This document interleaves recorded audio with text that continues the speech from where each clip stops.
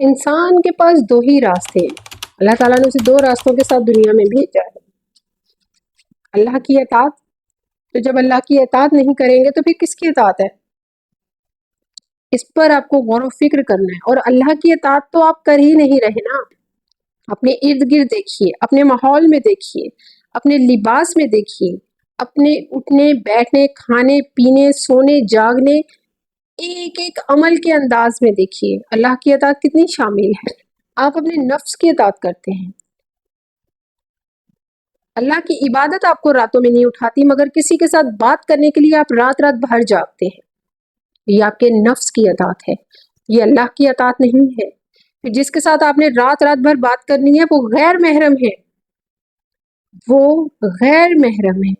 مگر آپ کے آنکھوں کے آگے، آپ کے کانوں کے، آپ کی زبان کے، حتیٰ کہ آپ کے ایمان کے سامنے بھی نفس نے ایسی دیوار کھڑی کر دی ہے کہ آپ اللہ کی اطاعت کو نظر انداز ہی کرتے چلے جاتے ہیں، نظر انداز ہی کرتے چلے جاتے ہیں. نماز کا ٹائم ہے مگر آپ کے لیے اہم ہے ایک وہ ٹی وی ڈرامہ جو آپ بہت شوق سے دیکھتی ہیں یا بہت شوق سے دیکھتے ہیں. اللہ نے آپ کو جو حکم دیے ہیں، یہ رشتہ مستحق ہے، اس کے ساتھ محبت اور نرمی زیادہ کرو، مگر آپ ان رشتوں کے ساتھ محبت اور نرمی زیادہ کر رہے ہوتے ہیں جو ان کے لیے مستحق ہے، جن کے ساتھ وہ رشتے جڑے ہوئے ہیں.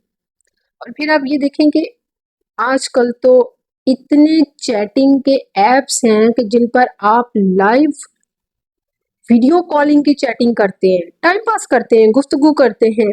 والدین ہیں تو آپ ان کو دیکھ لیں، جب بچے ان سے کسی چیز کے لیے ضد کرتے ہیں، بیٹیاں بیٹے، تو وہ یہ نہیں سوچیں گے کہ اس کے نقصانات کیا ہیں، اس میں کتنی اللہ کی اطاعت شامل ہے اور کتنی نہیں ہے. وہ بچوں کی اس خواہش کو پورا کر دیں گے. کیوں؟ صرف اس لیے کہ فلاں کے بچے کے پاس ہے، ہمارے بچے کے پاس بھی ہونا چاہیے.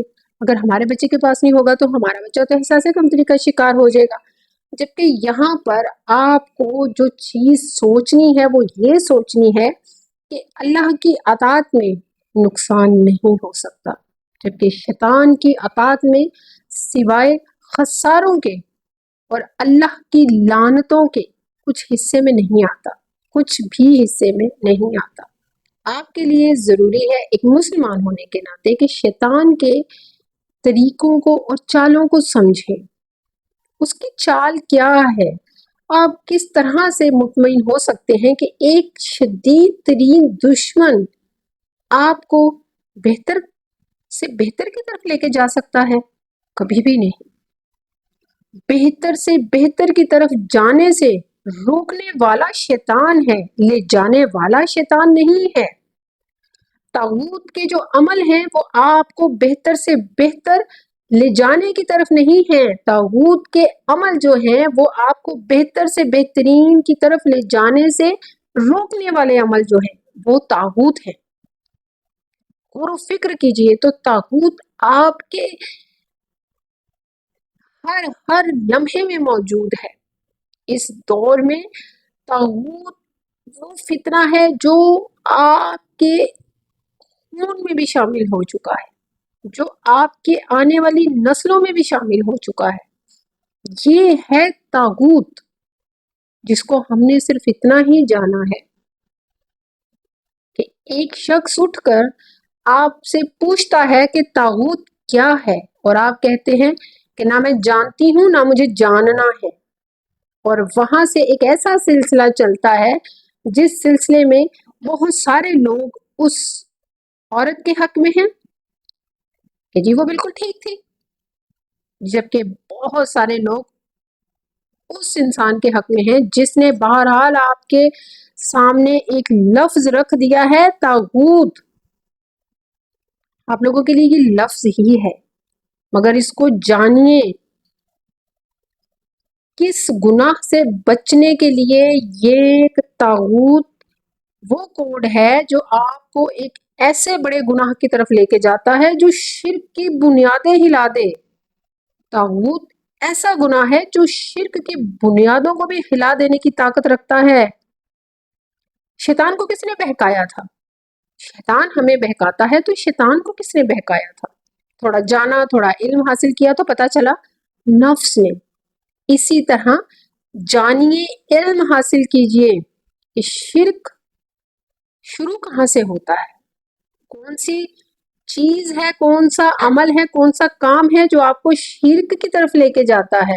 आप डायरेक्ट शिर्क की तरफ ही तो नहीं ना चले जाएंगे, कोई तो काम है ना जिसको करने के बाद आप शिर्क की तरफ जाएंगे। तो तागूत वही काम है, वही अमल है जिसके करने से आप शिर्क की तरफ जाते हैं।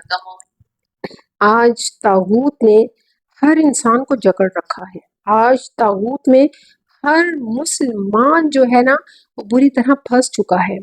तागूत ने आपको चारों तरफ से अपने लपेटे में ले रखा है, मगर आप लोग इतने बेफिक्र हैं कि आपको इल्म ही नहीं तागूत है क्या। आप इस पर गौर व फिक्र करेंगे तो ही आपको फायदा होगा, वरना तागूत गुनाह कह कर नहीं किया जाता, हर गुनाह को कर कर गुनाह किया जाता है।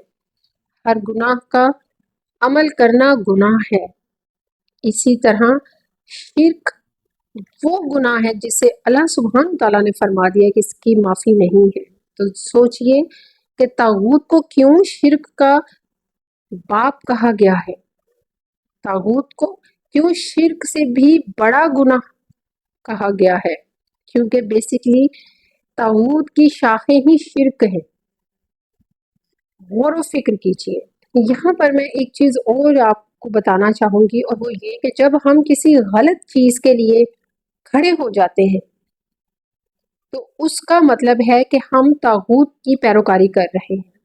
जब हम किसी सही चीज़ के लिए, किसी सच के लिए मुकम्मल तौर पे डट कर खड़े हो जाते हैं तो हम तागूत से इनकार करते हैं, और हमारे लिए हमारी फलाह तागूत से इनकार है।